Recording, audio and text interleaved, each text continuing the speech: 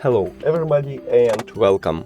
In this video I will show you how to make hard reset on your headphones Adidas RPD 01.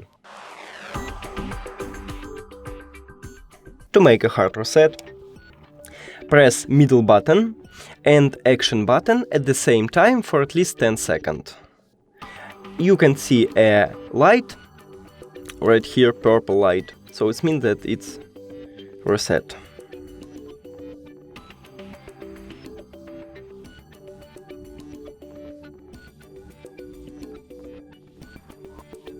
Yeah, we can see a purple light, so it means that it's reset. Now click on information icon or settings icon if you have Android, and then forget this device, forget device.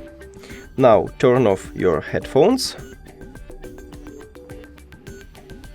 Here we go, and turn on it again.